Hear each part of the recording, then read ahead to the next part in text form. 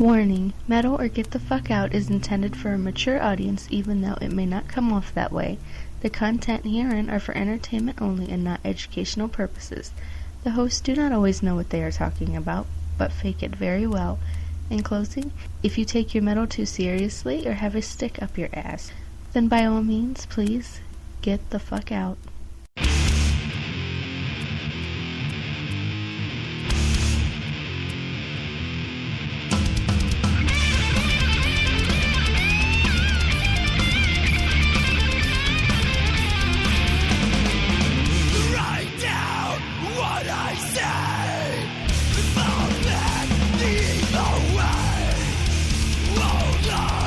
Where's the prey? Virgin, the minds decay.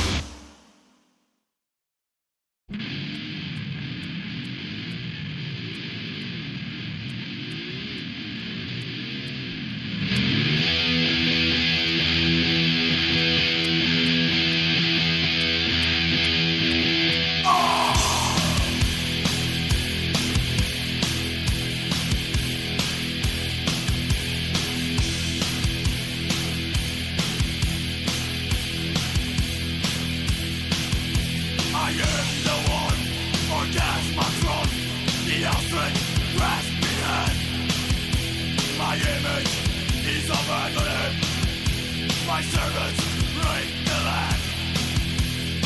Obsequious and arrogant, clandestine and vain. 2,000 years of misery, of torture in my name. Hypocrisy made paramount, paranoia the law. My name is no religion, sadistic, sacred form.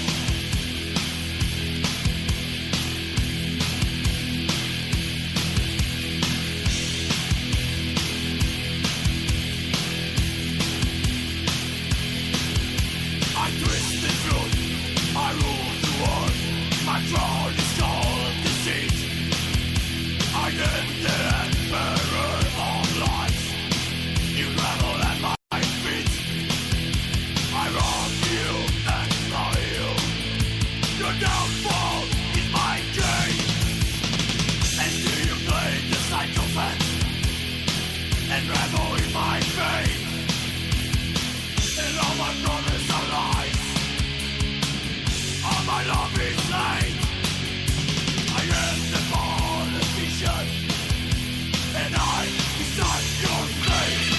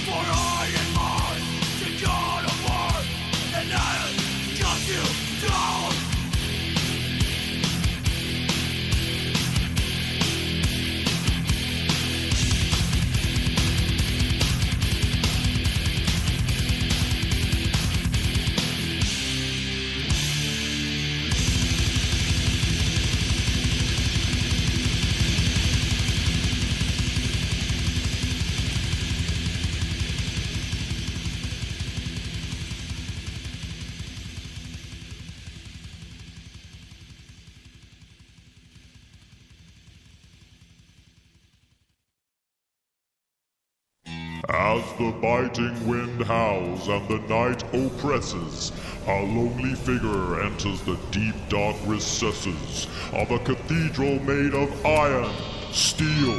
Oh yes, a cathedral of metal. Bigfoot opens an ancient dusty book and discovers the secret. The secret he has searched for time immemorial. 5 million years ago, when the Earth was created. And then, nothing. Silence. But deep beneath the crust of the planet, the bellow of a demon and the sound of a ringing metal hammer. Once, twice, and on the third ring, the birth of metal.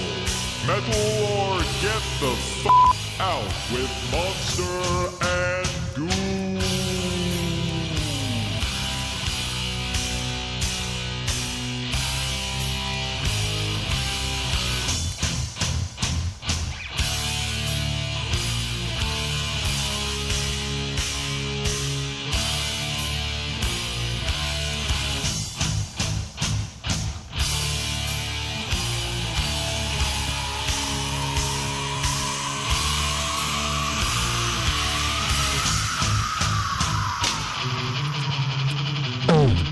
Holy, that was loud.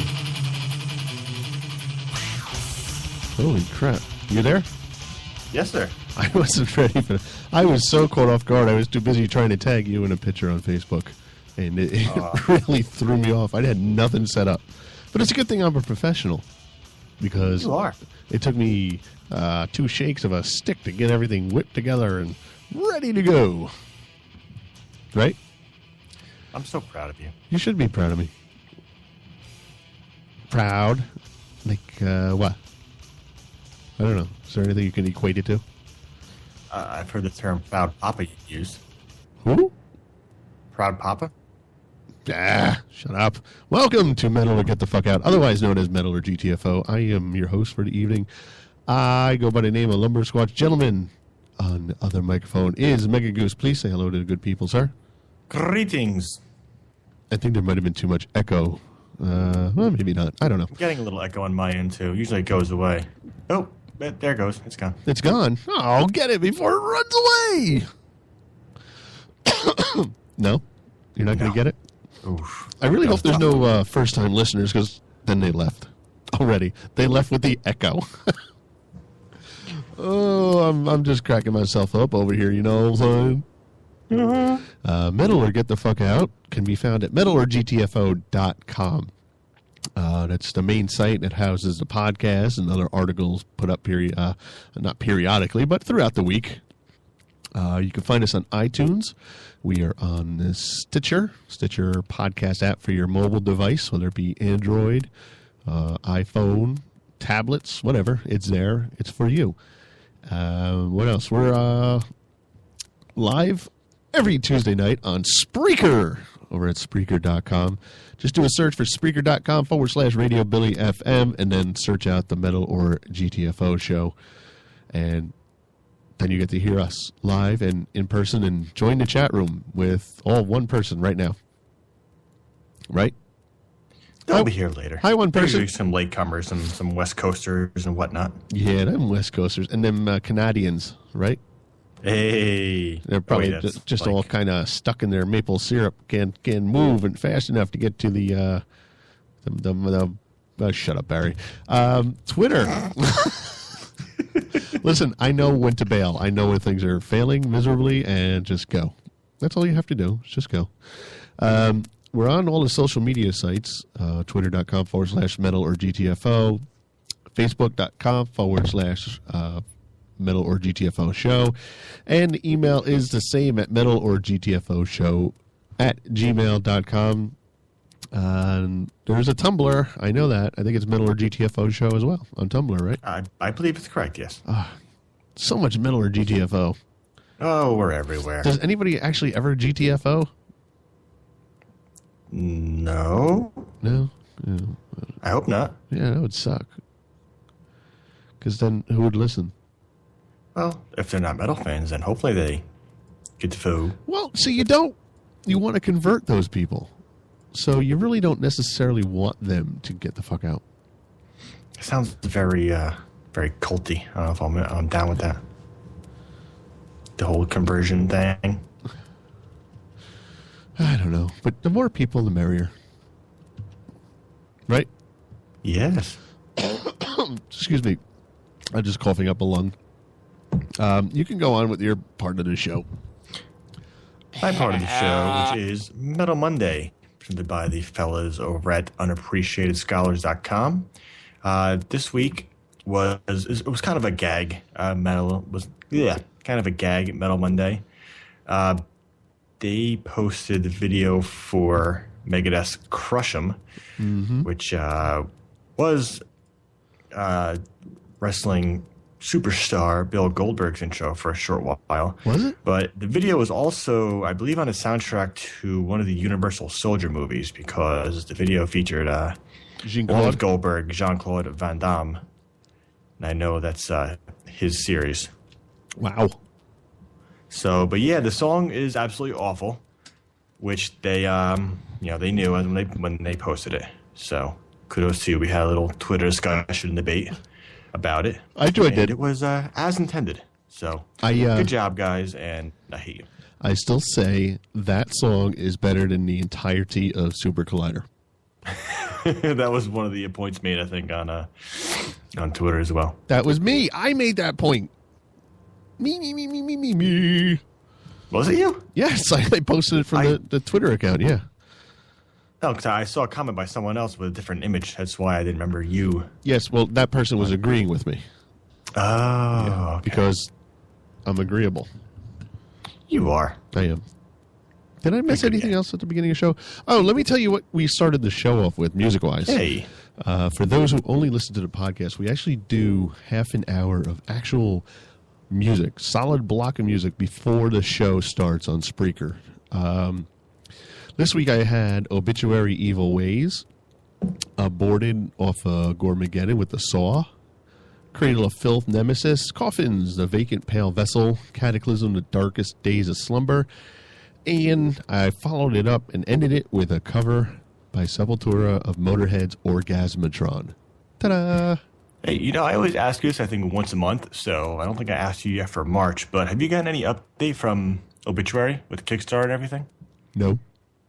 Okay, that's all. They're recording. I've seen them post stuff, but I haven't gotten an actual email. I always wondered if, because I never kickstart anything, Okay. So I don't know if, they give you, periodic updates, hey, a mass email kind of thing, this is the update, look for this soon, or what have you. They're supposed to. Usually, a good Kickstarter campaign will do that. They will let you know, basically, what's going on, where they're at. Obituary's done it, but more or less through their Facebook page and so on. So, if there was if it was just silence and there was no updates, they weren't touring or anything, I'd be like, yeah, what's going on, guys? But, I see updates. They're touring. They're recording. So, it is what it is. But, if by September there's, no communications at all, I'll be like, you guys, what's going on here? If you do it like that, I'm sure they'll be like, oh, no, this guy's whining. Let's answer him. What are you guys doing? Is that whiny enough? Oh, God, that's way whiny enough. And shameless plug, if you're not following me on Instagram at Lumbersquatch, which I don't know why you wouldn't be, because I am so freaking awesome. Every Tuesday before the show, I do post the Metal O-Gram of the week. And instead of posting an album this week, I posted 4 of my Death cassettes. Death, the band. Classic Death. 4 of them: Spiritual Healing, Leprosy Human, and Scream Bloody Gore. So, shameless plug, Lumbersquatch on Instagram. Right? Come on now. I think you just plug in yourself. Oh! Dun, dun. Plug away. Usually by now there's at least one person in chat. I'm going to say hello. Hello. We should start offering free stuff and see if... then everybody will be like, look at me, free. Been here the whole time. Free. First time chatter. Oh, free. Long time listener, first time chatter. Wait, isn't it supposed to be long time listener, first time caller?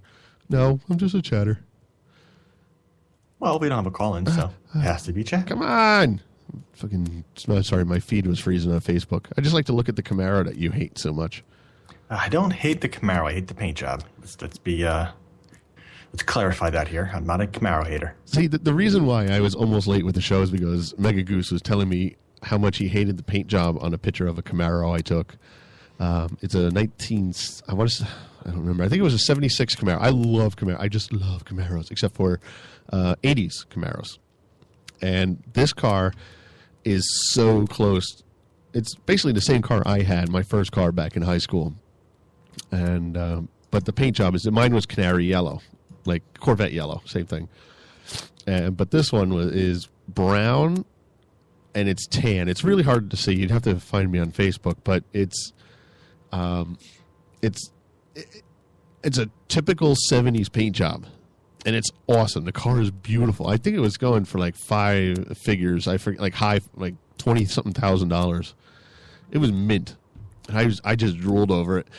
And I posted the pictures on Facebook, and then I called Mega Goose on Skype, and the first thing he's like, I was just looking through the pictures, and I saw this car. It was so ugly. That is exactly how I said it too, verbatim. Pretty much, you're like, sounded just like me. How'd you get that? It's great. It's a great. I'm good like that. No, but you were like, oh, that Camaro has the worst paint job. And I'm like, that was my favorite car of the whole thing. There were thousands of cars there, and I found that one, and I loved it, and you just hated it. And I should have seen that coming because we've been friends for a long time. It's funny how certain things I'm like, that's awesome. You're like, that's shit. It's just so funny how contradictory certain things are. Yeah, but I love that car. If this, oh God. Like I said, I almost dropped my panties looking at it. I was like, yeah, that's a car with me. That's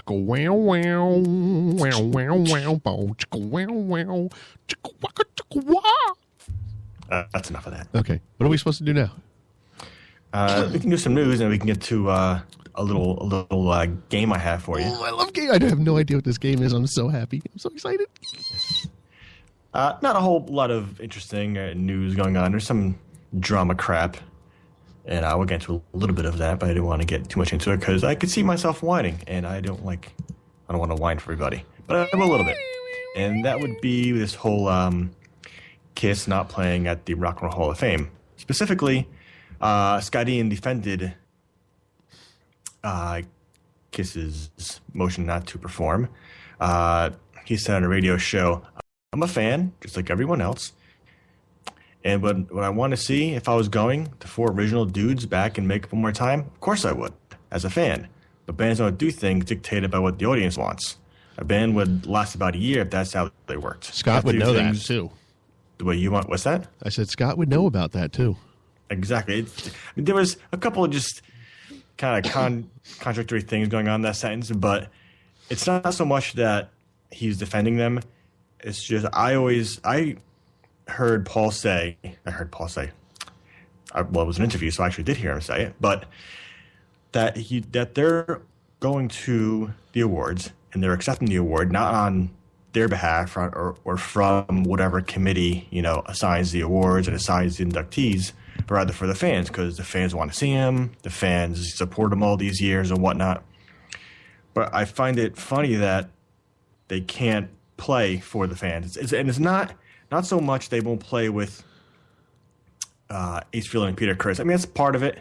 Right. But more so that they're doing it for the fans, but they can't play a song with some form of the band for the fans.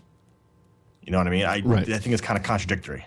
Well, I agree to a point, but even I think Paul Stanley had mentioned it, and it's the same thing I think that Scott Ian brought up, was they didn't want to play with the original lineup because, one, they don't get along very well at this point, if at all. There's been a lot of things said and written in books between Ace Frehley and Paul Stanley. I think Paul Stanley's latest book, if it's not out, it's coming out. It really rips into Ace Frehley, like pretty bad. And so I really don't see them. Listen, money changes everything, but I don't see them reconciling anytime soon. Reconciling, I don't know, whatever. Tomato. Yeah, whatever. Potato, tomato, hoka patata. Clamato. Oh. That was my throwing up voice. Uh-huh. But Paul is like, the way he looks at it is, they've got a good band now. They've got a good setup with, I don't even know who the other 2 guys are in the band, but they've been touring. They recorded albums. They're happy. They have no issues. But they didn't want to not play with the new guys and play with like Ace and Peter, because then they didn't want the fans to be like, well, they should bring back Ace and Peter and just cause like a whole, stir the pot, if you will, or cause an uproar. And then I think Ace said that if they did play, he wouldn't play with the new guitarist. Like, so you wouldn't have all the new members and the old members on the stage at once. Well, if they were to get back together, the original lineup, why would that be an issue? Like, Kiss, as far as I know, has always been 4 people. There wouldn't be a third guitarist on stage, or there's no need for one, rather. No, but I think that...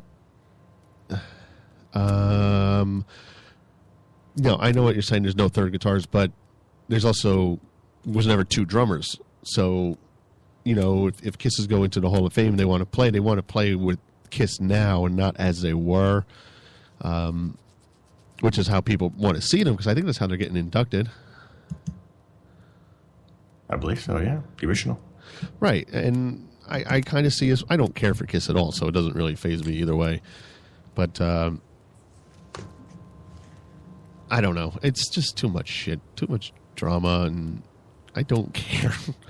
But I understand his point. It's like, why cause problems when there aren't any, when everybody's just doing their own thing and everybody's seemingly happy.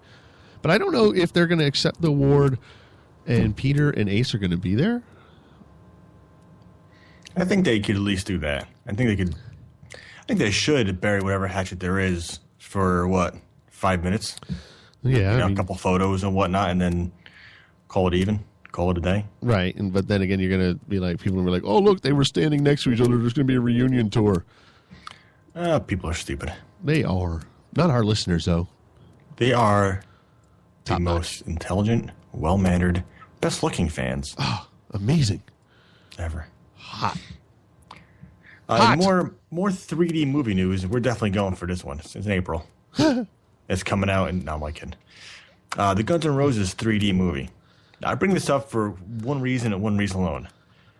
Not because it's coming out at all, or that I'll even see it, because it's, like I was telling you, it's 2 hours and 47 minutes. Wow. Yes, that's usually how 2 hours and 47 minutes of Axl Rose. Not a chance. That's usually how late they are for their concerts. Well, the movie was actually supposed to be out like a year ago, so. Oh. Yeah. Some people think they held it back because of the whole Metallica thing, but no one really knows. Yeah. But it will be in theaters, limited release in April, and also on Blu-ray, DVD, and all those kind of formats. But the best thing about this is if you go to, I believe it's GNRlive.com or GNRoses.com, whichever, or you can just go to Blabbermouth where I found the story. And watch the commercial for it. It's about 2.5, 3 minutes long. And it plays out like a really bad infomercial you see at like 1 o'clock in the morning when you're watching TV. It is from the voiceover to the editing.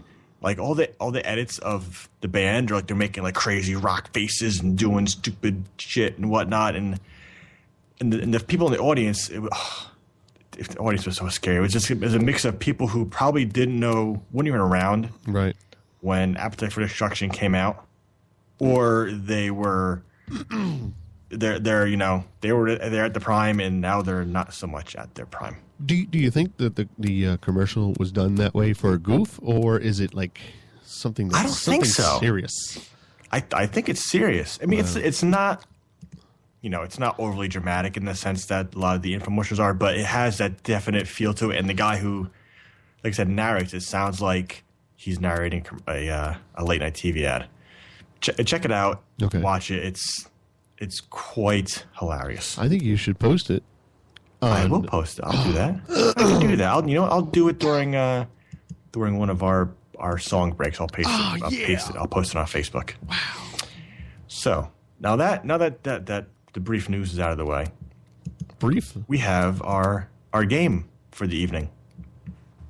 Now, I told Barry nothing about this. No, you did tell me, though, that there was a game. Yeah, I told you there was a game, but I didn't give you any details because I know you like to always spring things on me. And I hate it, so I figured now it's time to get fair play, although I think it's going to blow up in my face in more ways than one. So, that being said, Broken Hope have a contest. Ooh. And it's for their fans to help make their new music video for the song The Docking Dead. Now, the theme of the song is a zombie apocalypse that spreads worldwide due to an undead foreskin restoration gone wrong. What? Yes, that's right. That's what the song's about. Zombie apocalypse due to undead foreskin. Now, you can go to brokenhope.com The contest started this week and will run till March 24th.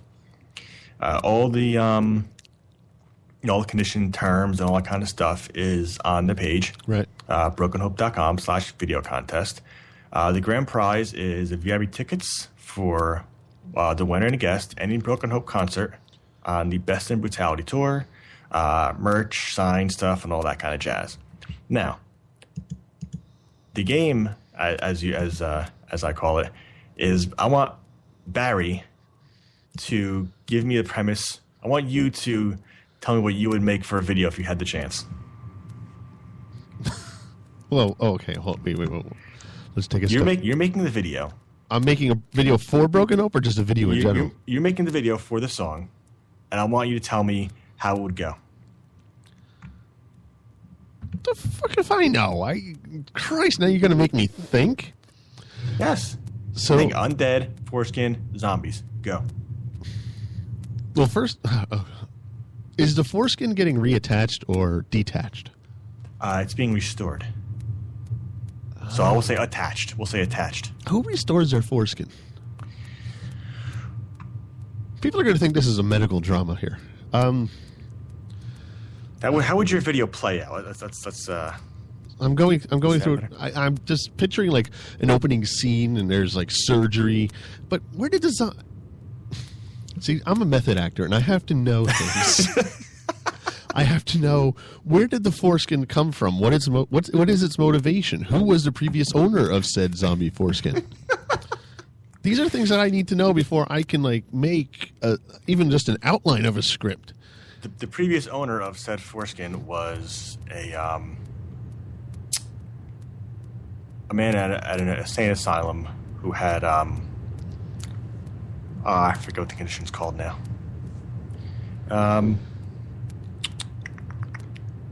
He was insane. Let's keep it simple, since I can't think of a real medical condition. Okay, so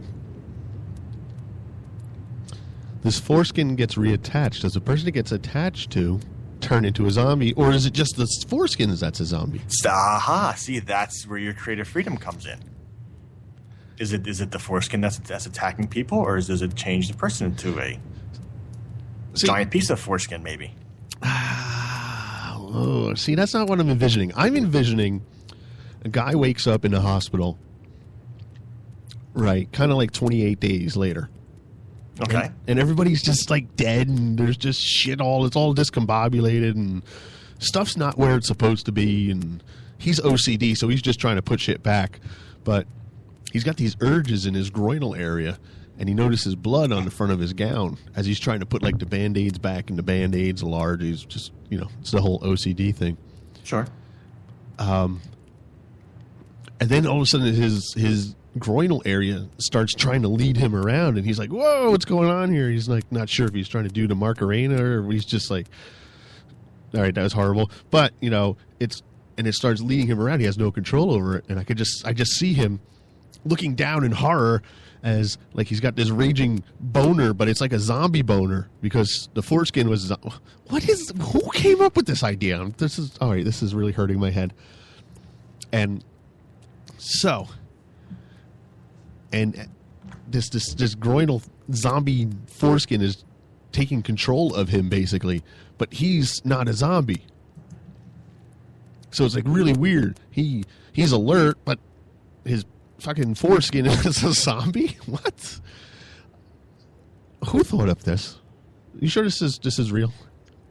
This is how. Well, the video is whatever you want it to be, right? But that's the topic. That's the outline of the song. That's what the song's about. Okay. Yeah. So it's like leading him around, and there's certain survivors in the hospital, and they see him. And they're scared because they know that it was actually his zombie foreskin that attacked them. And then all of a sudden, like, other people are turning into their foreskins are turning into zombies. So I don't think you turn into a zombie. I just think like but if you're clipped, you don't have a foreskin. So I think America would pretty much be okay because we're pretty much all circumcised here, I think. But Europe and all those other countries would be decimated, which is pretty cool because then we can move in over there. Yeah, we screwed that up too, though. Yeah, of course. But how does it turn other people into zombies? Oh, okay. So, yeah, the dude's running around, and I don't know. He can't. This is very complicated. This is way more complicated than it should be for me. I know, you let me. I figured you'd come up with something pretty good off the hip. But I'm overthinking it because this is what happens with old age. I overanalyze everything now. Everything I watch, I'm like, you can't do that. Even though it's like a cartoon, it's like, it's fucking impossible. Dogs don't talk. I had the same issue, not with cartoons, of course, because they're cartoons. No, but with everything I do. With movies, television, I'm like, you just can't do that. Just stop. Movies, some movies get ruined because you think things and you're like, really? Like I was watching A Good Day to Die Hard, the most recent Die Hard movie, which I knew going in wasn't supposed to be very good. But some of the scenes where there was a scene where Bruce Willis is behind this big like armored car. He's chasing down the streets of Russia, and all of a sudden he looks in his rearview mirror and it's on top of him. Like he was behind it, and then it was suddenly coming off the off ramp to his right on top of him. I was like, what? And that happened the whole movie. Like, I noticed all these things. I'm like, oh, I hate noticing this crap because it ruins the whole movie. Usually, if you're like 18, 19, you're like, yeah, that's great. Now it's like, no, you see, that can't happen like that. Right, and that's the whole thing with the zombie foreskin is I'm kind of overthinking it, and I'm like, well, if the foreskin's on him, it has to turn him into a zombie because otherwise, the only way for other people to become a zombie is like if he has sex with them, and he can't possibly have sex with everybody. Maybe he's a male prostitute, a gigolo, if you will. Yeah, I don't know. So, but my idea, even though in my head it was looking good up until the point where it's like, how does he infect everybody else? Because what does he do? Just knock into him with his fucking boner? Bing, and then go, oh, I'm a zombie. No, he's got to fucking put it in one of their holes. Maybe he bites them. Maybe he bites them or the foreskin bites? Maybe the foreskin bites him. Yeah, but how big is his junk that like it's biting everybody? You know, it's like you can run away from it or chop it off. Oh, dude, you got a big enough knife, you have a butter knife, just chop it off and then burn it, and then there's no more zombie foreskin. Guy's got no penis, but he's got no more zombie foreskin. So it has to turn him into a zombie. Okay, we'll go what, with that. What was the movie? Lawnmower Man. Wasn't that a Stephen King book too, where he got the hand transplant? No, that was just the hand. I thought with the guy who played Alfred. Nope.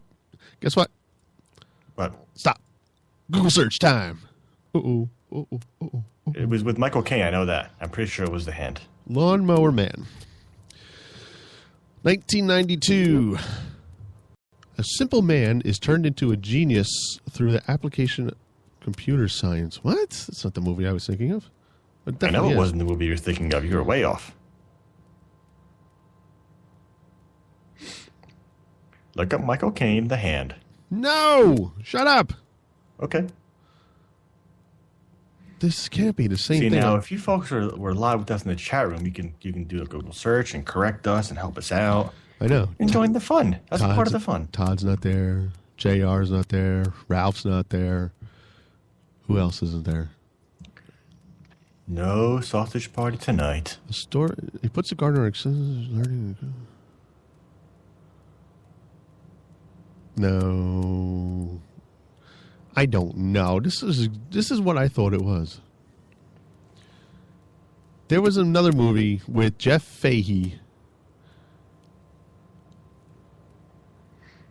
I'm not sure. I remember there was a movie with Michael Caine where he stuck his hand out the window. Right. And it hit like a tree or something. Or maybe he was going into a small tunnel and it cut it off, and then he found it later. And I remember there was like, I watched it when I was really young. And it scared the crap out of me because there was like always flies and stuff all over it, and then we attached it and they became possessed. Okay. I guess it would be kind of like Idle Hands, except I never saw Idle Hands. No, I never saw it. I think it's a similar premise. Damn it. Whatever, I'll find it. I could picture the foreskin leading them around and biting people.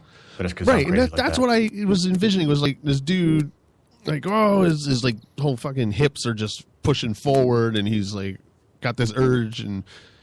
But if he bites somebody, no, that doesn't work. Or maybe the foreskin just detaches itself and runs around. But then painful. Another option. It has to turn the host into a zombie. That's the only option. That is the only option. Well, we're going to have to wait and see when the video comes out and see what happens. See if they use our ideas. Well, I'll send this show to them, and they'll figure it out. How's that sound?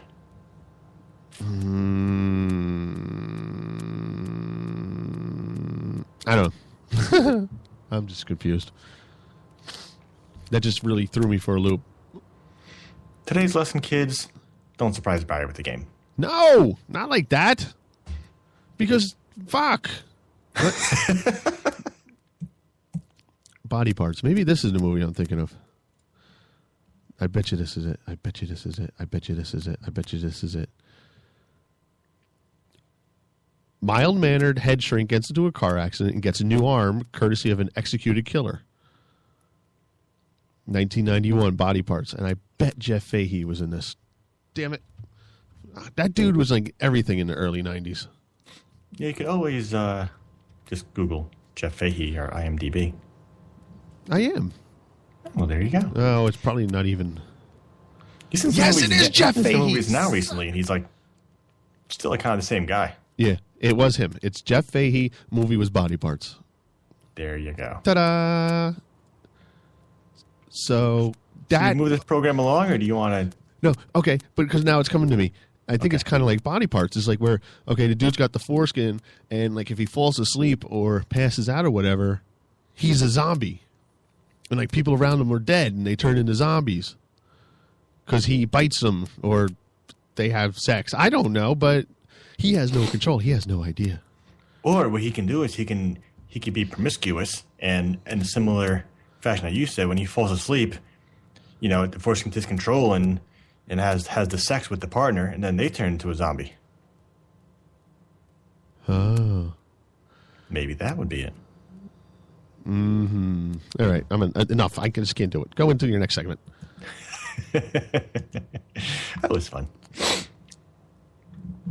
This week's pick of the week is Uncle Acid and the Deadbeats. It's not a new album. It came out last April. I couldn't actually find anything very new that I listened to lately. But I listened to this I listened to it a lot, but I listened to it most recently on the way home over the weekend. And I hadn't listened to it in a while, and for some reason I kind of, like, it was one of those albums where just kind of everything came back. I was like, yeah, this song and that song and everything. And it's very, like, psychedelic, very doom kind of, Sabbathy kind of sound to it. And part of that was because they recorded all their stuff on what they call vintage equipment. I don't know. I couldn't find what exactly it was, like if they used like super old school guitars or anything, or if they just kind of made certain things in the recording sound a certain way. But when you hear it, it definitely has a very old kind of 70s distinct sound to it, which is what they went for. It's really, really cool. The whole album is actually it's a story, a fictional story. It's about a cult leader who, in their words, comes down from the mountain and brainwashes all his disciples through drugs, love, and violence, and all that kind of stuff. And the first song is actually Mount Abraxas, which kind of ties into that story. One thing I liked about it was, as a Beatles fan, it had kind of a Beatles sound quality to it on some of the songs, whether it was just the singer's voice. Like, I mean, I don't think it was intentional. I think it's just kind of the way it came out. But it had a lot of Beatles qualities to it, and both the vocals and the guitars, and just kind of like some of the songs were really, I hate to use the word, but like really trippy.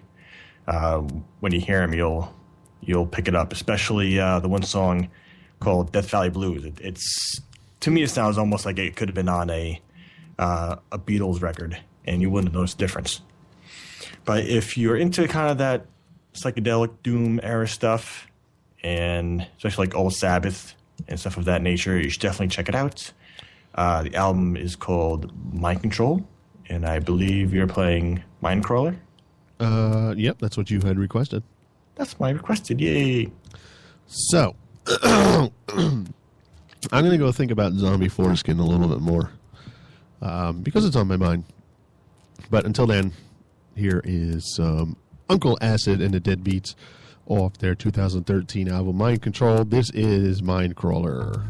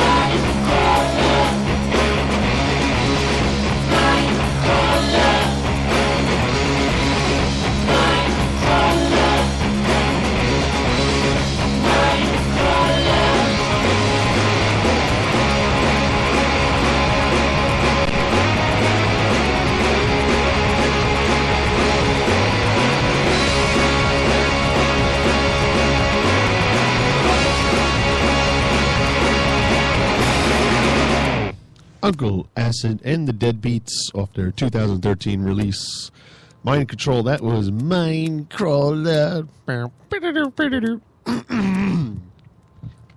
I heard I can pick up what you were putting down as far as the Beatles sound.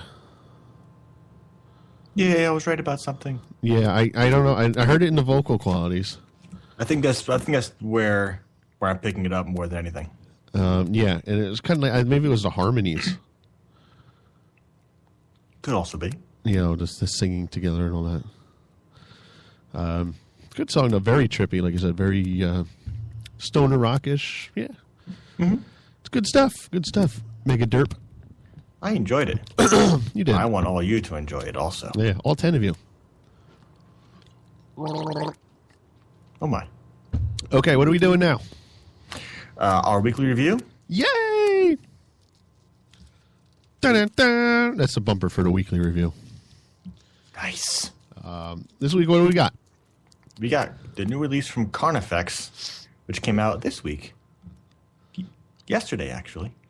Called Die Without Hope. Which is weird, because music usually comes out on Tuesday, but this was out on a Monday. Yeah, they had said last week on Facebook that's coming out day early. I don't know what the reason was, but it was out day early, so yay. So take it away, Mega Derp. Oh, I always go first. I like sloppy seconds. Way to ruin things. Yep. Carnifex, Die Without Hope, on Nuclear Blast Records, as you said, came out yesterday. Deathcore band from California.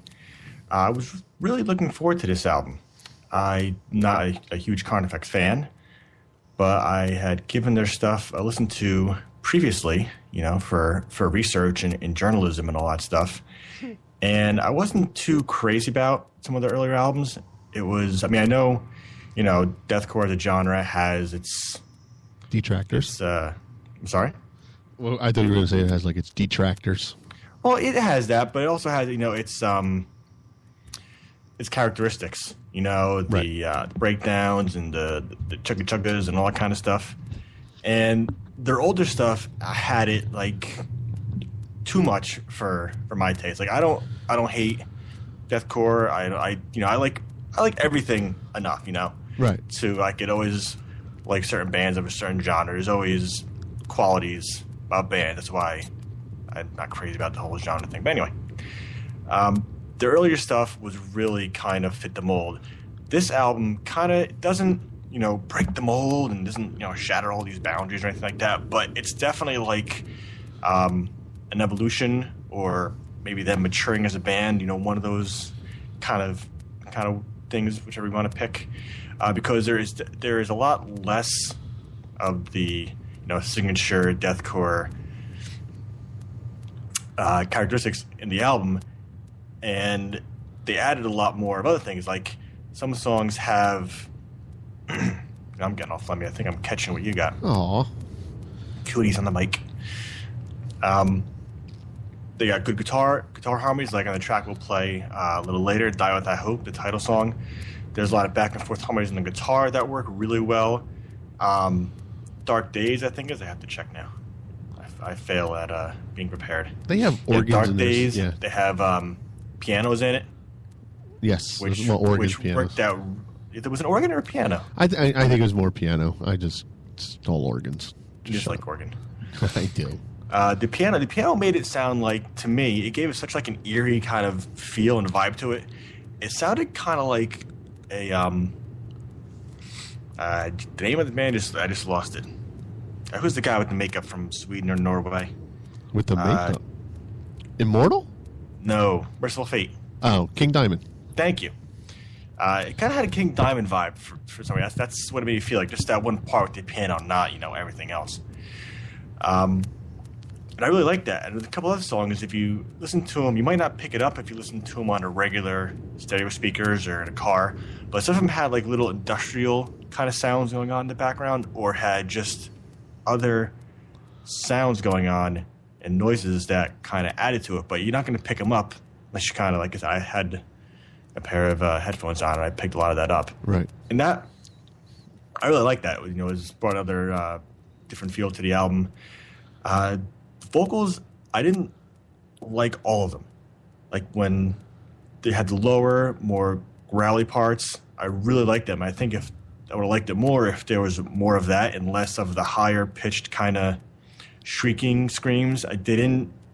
Maybe it was his voice or just the overall how they sounded on those songs. I couldn't pick up on them.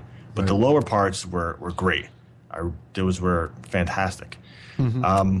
Like I said, there's less of the old chugga chuggas and breakdowns, but they were still there, which is fine. You know, they weren't overdone to the point where you want to, you know, just go chugging and put it away. But it was tolerable. That said, I liked it. You know, it wasn't as good as I thought it was going to be. I think, you know, this was an album that a lot of people said, "Oh, it's going to be great. It's going to be awesome. This is all this," and it was good. But I think for me anyway, it kind of fell a little bit into that overhypeness, which is my own fault. I fall victim to that sometimes. Right. When you look forward to things too much. If you're a fan of deathcore or you liked, you know, Carnifex's older stuff, you'll probably enjoy it more than I will. That said, I would still give it a 3.5 out of 5. I know there's a lot of good qualities to it, but there's just too much of little things and some parts of the vocals I wasn't too keen on. So, what did you think, Barry? There is this little band called Carnifex.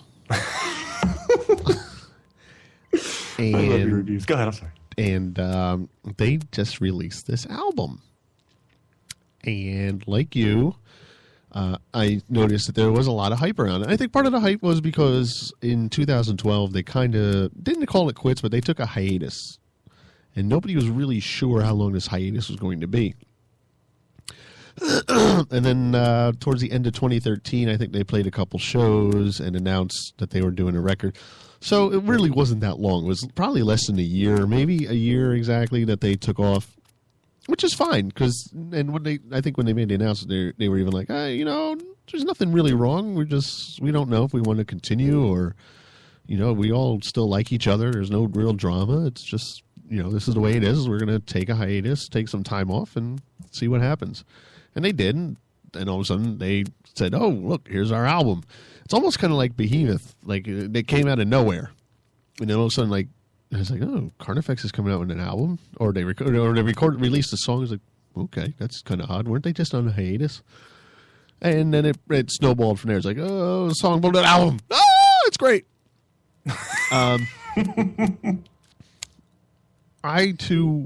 don't know if I was necessarily surprised that there was less of the chugga chugga breakdown, as you so called it. This isn't a band that's really shied away from the deathcore name or what do you want to call it, moniker, label. Yeah, right. Which is fine. I think if more bands like would own it rather than be like, that's not us, you know. Right, and they get into it and they're like, hey, you know, this is what we are.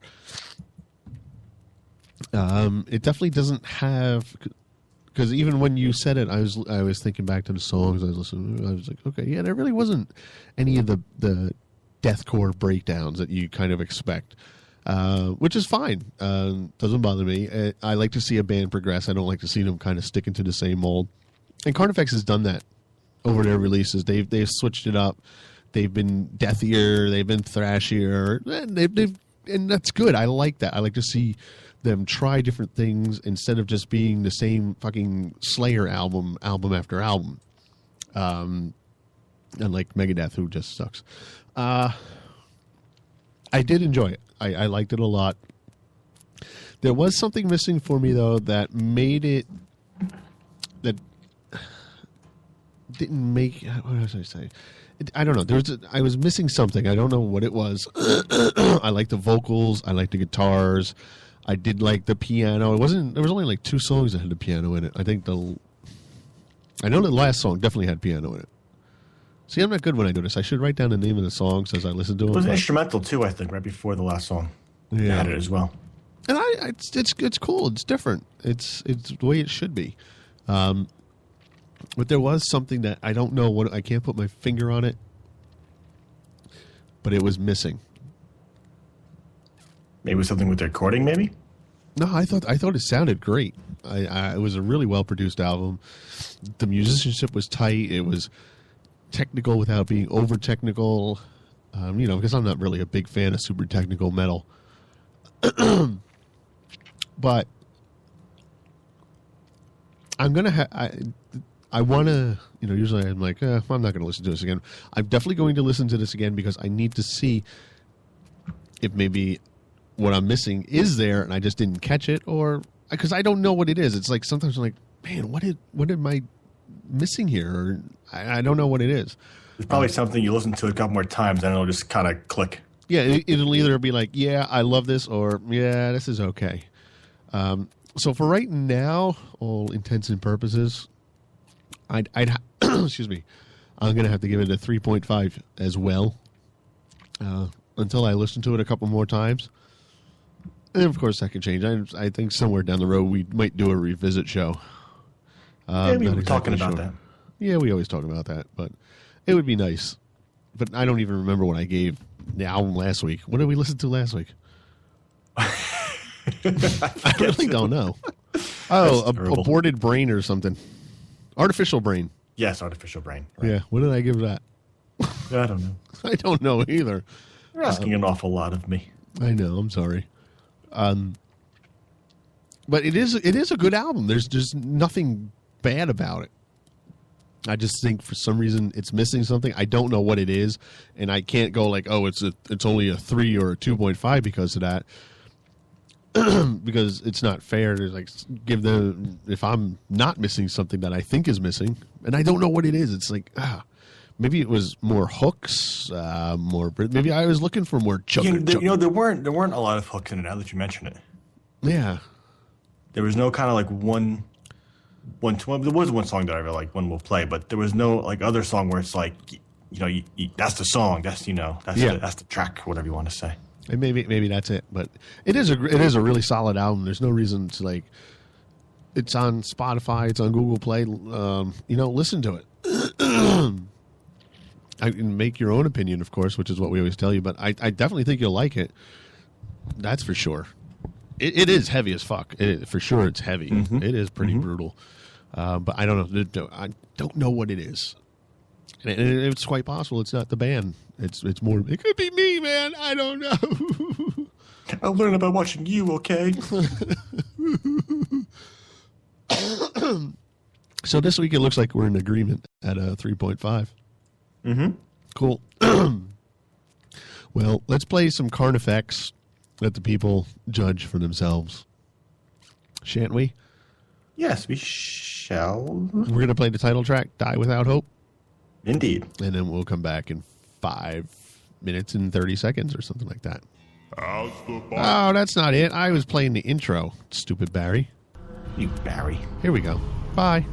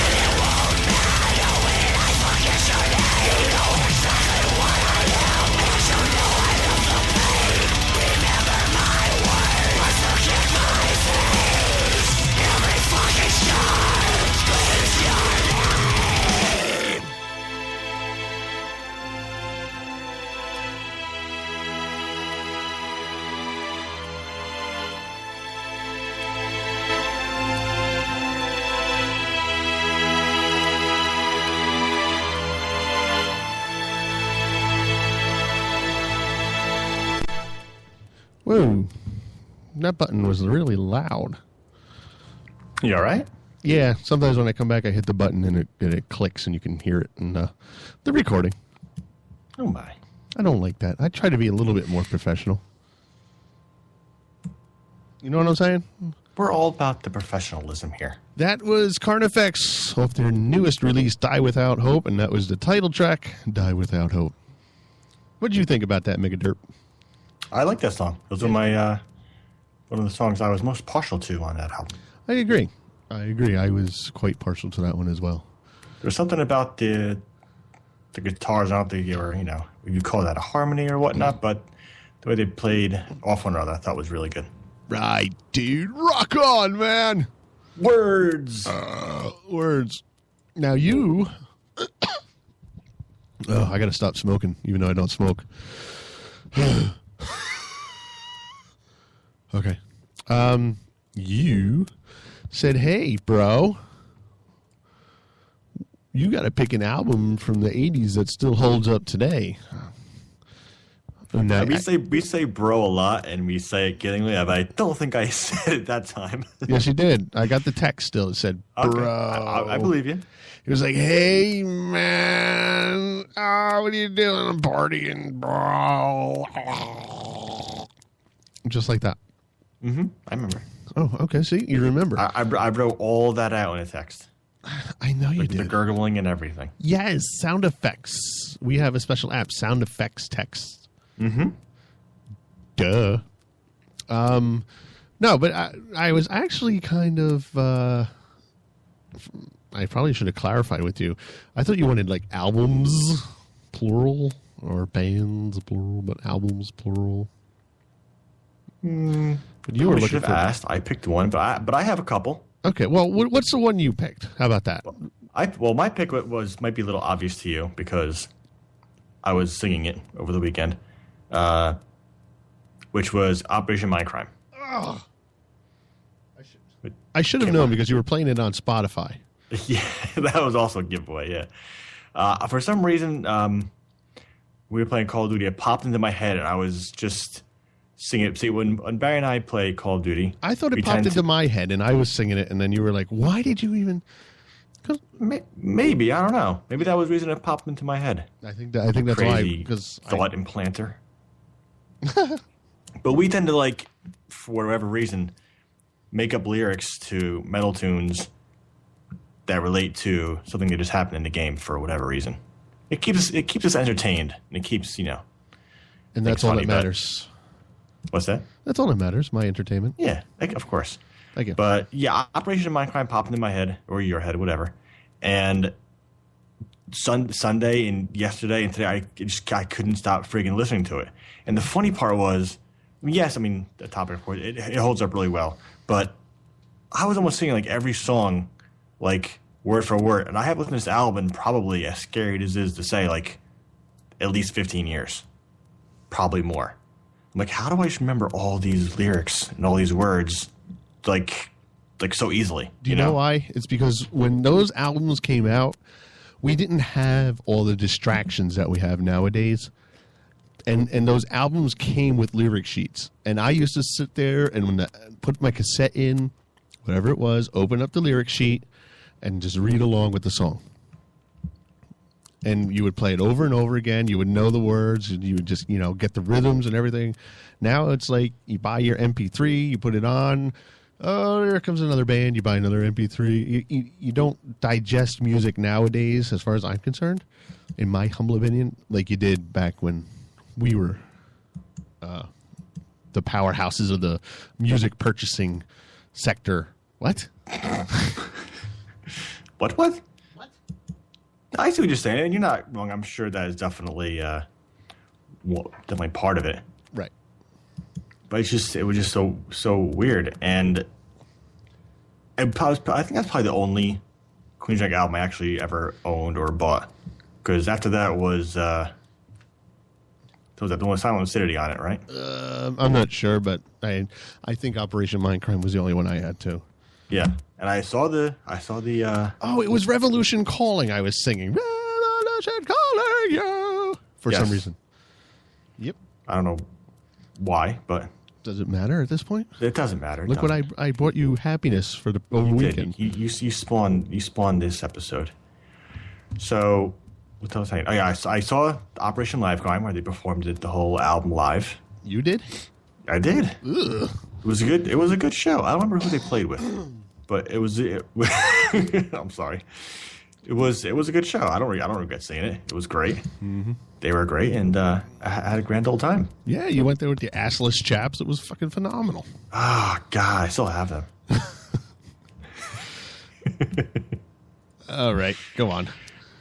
But no, it holds up. I think in a lot of ways, it still sounds good. Like some albums, they sound dated. This one still sounds good. It doesn't sound like it's like over 20 years old, or 88, 98, 08. Yeah, 12. I had the math for a second. I'm like, wait a second. But yeah, it is. It doesn't sound it. And I think, I'm not, a very political person, but I think a lot of things in the album that they're singing about, could really happen and go on about any time because it's all about, revolution and corruption, all that kind of stuff. But I think now everywhere, not just in the U.S., but, all over the world, there's a lot of that going around. So I think it's relevant, even today. Even though it's not, the album is, all about, has its own story to it, and its own theme. It still kind of, holds true, and a lot of those themes and stuff are still present today. And that's my political rant for the day. Yay. Commie. What do you mean, America? Communist. Putin for life. Okay. But yeah, it's if you don't like it, I'm not gonna make it like it at this point. But it's still I think it's still great. It's one of those albums that I think will just always be listenable. I don't know. I'm not a Queensryche fan, and I don't remember why I bought that. I might actually still have it. I'd have to. You don't throw many things out, so I'm sure you probably have it somewhere. Yeah, see, I might not throw things out, but I was known in the past for lending things to people and then not retrieving them when said lending time was over. Because that was, I think that was one of the first CDs I had. It was 88, right? 87? Yes, sir. Yeah, it was in the first 10 or so that I had. I remember that. Oh, those were the days. I went with Anthrax. Probably not. No. Probably not what you're thinking, though. You might be like, oh, yeah, you're talking about like Among the Living. No. And it's one I've been listening to, and I blame you and Eddie Trunk for this. Because I had to go back and listen to AIR to find out why they put it in the top 5 Anthrax songs. And I just keep... eventually, I listened to that, and then I kept listening to the whole Spreading the Disease album over and over again for like the past... I don't know, I think that's 3 weeks now we've been... Since that episode aired where we talked about the Anthrax songs and all that. 2 or 3. So, yeah, I've been listening to Spreading the Disease. And other than a couple little instances here or there where you're like, ooh, that is so 80s. Mm-hmm. Musically, it's solid. Vocally, Joey is great on this album. The songs are catchy. There's a lot of rhythm there. It's really a great album. It's kind of one that maybe gets lost, not necessarily lost in the Anthrax anthology with Among the Living, Persistence of Time, Sounds of White Noise, and of course the latest one, Worship Music.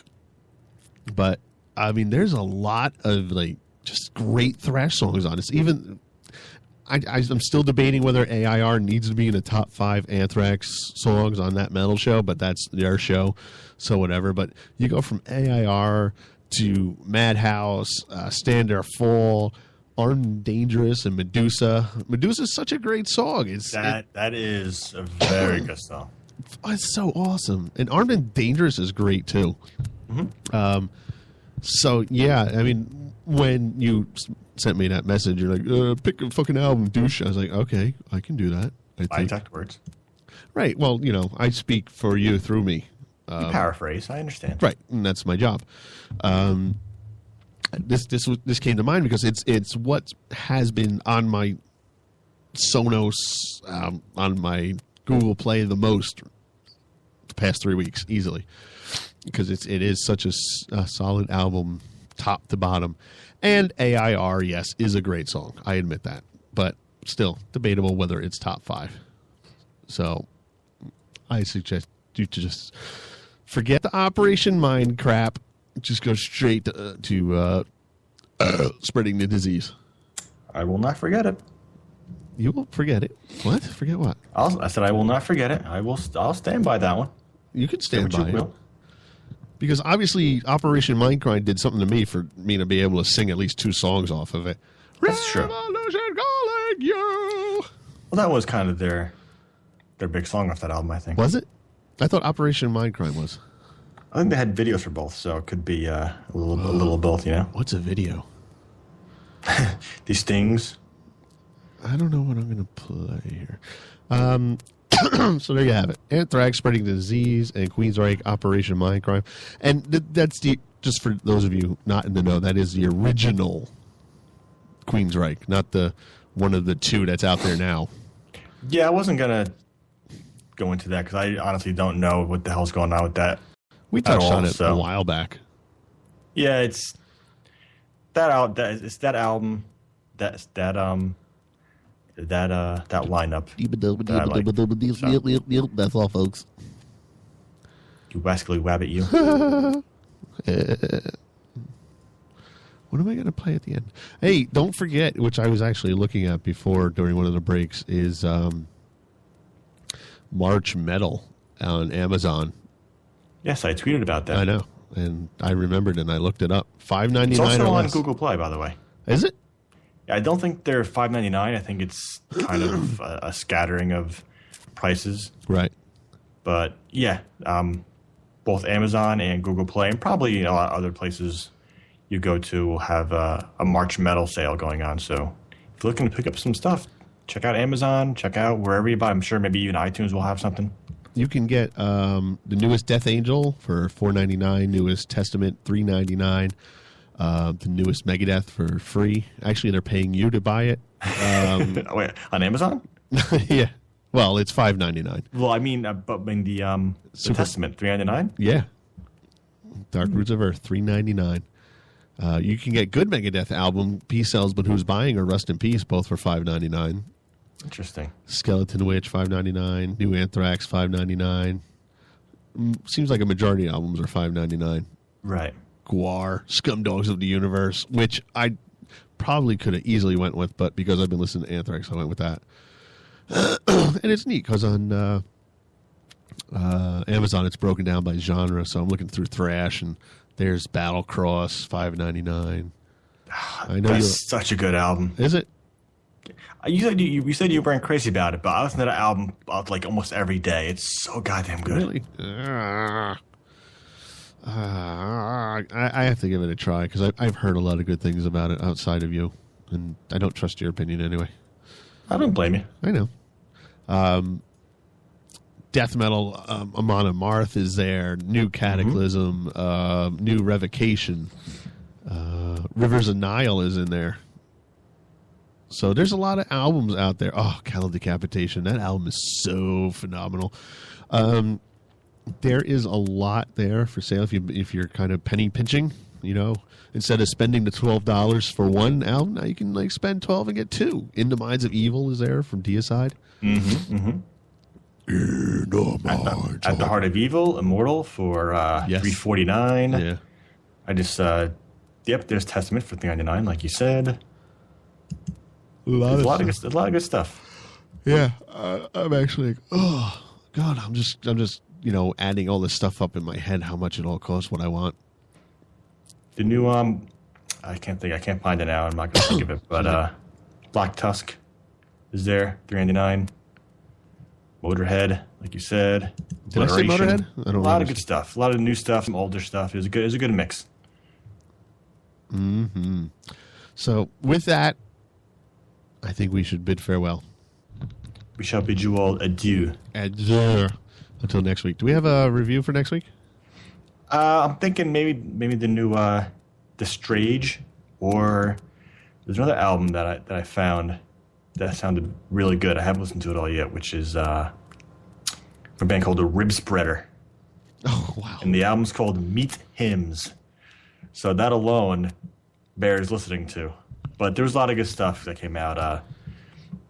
The Carnifex I did. The Strage is really good. Hyrax I thought was pretty good too. Yeah, I saw and I Am Heresy. So there's a few, but we'll let you guys know during the week. I just want to say that actually I just checked my Instagram to see who liked my picture because that's what I do.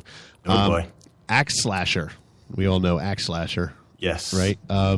Probably have some of the greatest merchandise out there with their Eat Pizza and Worship Satan shirts.